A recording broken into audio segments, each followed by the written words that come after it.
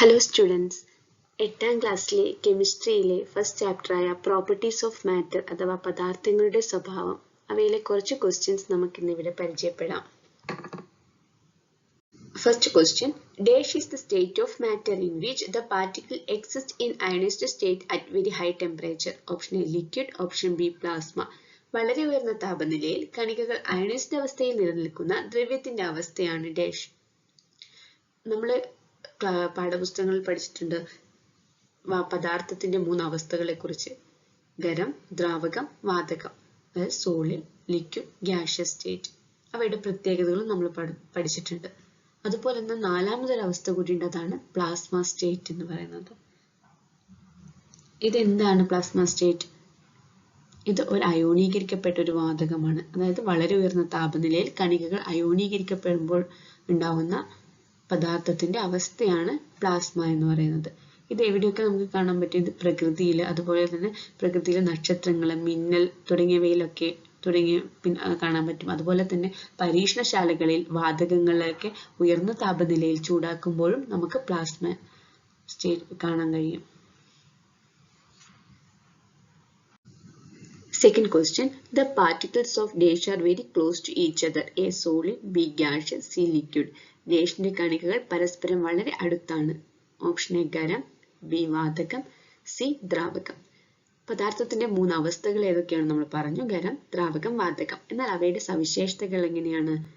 ഖരാവസ്ഥയിൽ അതിലെ കണികകളൊക്കെ വളരെ അടുത്തടുത്താണ് സ്ഥിതി ചെയ്യുന്നത്. അതുകൊണ്ട് തന്നെ അവയ്ക്ക് എന്ത് പറയാൻ പറ്റും? നിശ്ചിത മാസും വ്യാപ്തവും ഒക്കെ ഉണ്ട്. എന്നാൽ ദ്രാവകത്തിൽ എങ്ങനെയാണ് കണികകൾ സ്ഥിതി ചെയ്യുന്നത്? വളരെ കുറച്ച് ഖരത്തെ അപേക്ഷിച്ച് നോക്കുമ്പോൾ കൂടുതലാണ്, കുറച്ച് അകലം കൂടുതലാണ്. എന്നാൽ വാതകത്തിലോ കണികൾ തമ്മിലുള്ള അകലം വളരെ കൂടുതലാണ്. അപ്പോൾ ഇവിടെ കറക്റ്റ് ആൻസർ വരുന്നത് ഓപ്ഷൻ എ ആണ്. വളരെ അടുത്ത് സ്ഥിതി ചെയ്യുന്നത് ഖരാവസ്ഥയിലാണ്. Next question, the fifth states of matter is dash. Fermionic condensate, Bose Einstein condensate. ദ്രവ്യത്തിന്റെ 5ാമത്തെ അവസ്ഥ. 4 അവസ്ഥകൾ നമ്മൾ പറഞ്ഞു: ഖരം, ദ്രാവകം, വാതകം, പ്ലാസ്മ സ്റ്റേറ്റ്. അതിന് 5ാമത് വരുന്ന അവസ്ഥ ഏതാണ്? Bose-Einstein condensate. ഓപ്ഷൻ ബി ആണ്. പിന്നെ 6ാമതൊരു അവസ്ഥ കൂടിയുണ്ട്, അത് ഫെർമിയോണിക് കണ്ടൻസേറ്റ്.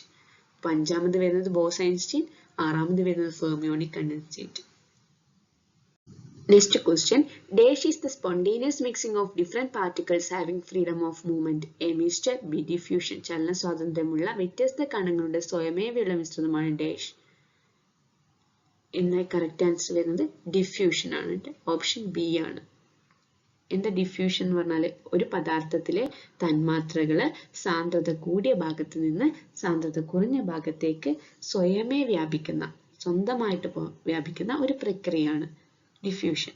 ഇത് പ്രധാനമായിട്ടും വാതകങ്ങളും ദ്രാവകങ്ങളിലും ആയിരിക്കും കൂടുതലായി നടക്കുന്നത്. ഖരാവസ്ഥയിൽ കുറവായിരിക്കും നടക്കുന്നത്. ഇതിന് കുറച്ച് എക്സാമ്പിൾസ് ആയിട്ട് നമുക്ക് എന്തൊക്കെ ഇതിൽ പറയാൻ പറ്റും? ഒരു മുറിയിൽ നമ്മൾ ഒരു പെർഫ്യൂം തളിക്കുമ്പോൾ ആ പെർഫ്യൂമിന്റെ തന്മാത്രകൾ അന്തരീക്ഷത്തിൽ വ്യാപിക്കും. അങ്ങനെ മുറിയുടെ എല്ലാ ഭാഗത്തും ആ സുഗന്ധം നമുക്ക് എത്താൻ പറ്റും. ഇനി ഗ്ലാസ്സിലാണെങ്കിൽ, ദ്രാവകത്തിന്റെ കേസിലാണെങ്കിൽ നമ്മൾ ഒരു ഗ്ലാസ് എടുത്ത് അതിൽ വെള്ളം എടുത്തിട്ട് ആ വെള്ളത്തിലേക്ക് ഒരു തുള്ളി മഷി ഒഴിക്കുകയാണെങ്കിൽ അതിൽ ഗ്ലാസ്സിൽ മുഴുവൻ വ്യാപിക്കും. ഇതൊക്കെ നമുക്ക് ഡിഫ്യൂഷൻ എക്സാമ്പിൾ ആയിട്ട് പറയാൻ പറ്റും. Next question, the substances made of particles of different nature are called dash. A pure substances, B mixture. വ്യത്യസ്ത സ്വഭാവമുള്ള കണികകൾ ചേർന്ന പദാർത്ഥങ്ങളെ ഡാഷ് എന്ന് വിളിക്കുന്നു. എന്താ അത്? ഉത്തരം മിശ്രിതങ്ങൾ. ഒരേ ഇനം തന്മാത്രകളോ മൂലകങ്ങളോ ചേർന്നുള്ള പദാർത്ഥമാണ് പ്യുവർ സബ്സ്റ്റൻസസ്. വ്യത്യസ്ത ഇനം തന്മാത്ര കണികകൾ ചേർന്നുള്ള പദാർത്ഥങ്ങളാണ് മിശ്രിതങ്ങൾ. അടുത്ത question, rock powder is A dash, mixture or pure substances. Rock powder mixtures ആണത്, മിശ്രിതങ്ങളാണ്. അതിൽ ഡിഫറെന്റ് ആയിട്ടുള്ള പദാർത്ഥങ്ങൾ അടങ്ങിയിരിക്കുന്നു. ഇനി dash is A pure substances. Soda water, gold. Pure substance ആണ് ഒരേ തരം തന്മാത്രകളോ മൂലകങ്ങളോ അടങ്ങിയിട്ടുള്ളതാണ്. അത് ഏതാണ്? ഗോൾഡ് ആണ് പ്യുവർ സബ്സ്റ്റൻസസിന് എക്സാമ്പിൾ. ഗോൾഡ്, വെള്ളി, ഇരുമ്പ്, അതുപോലെ ജലം. ഇതൊക്കെ നമുക്ക് ഇതിന് എക്സാമ്പിൾ ആയിട്ട്, പ്യുവർ സബ്സ്റ്റൻസിന് എക്സാമ്പിൾ ആയിട്ട് പറയാം. ഓക്കെ, ഇനി കൂടുതൽ ക്വസ്റ്റ്യനുകളുമായി അടുത്ത ക്ലാസ്സിൽ കാണാം. ബൈ.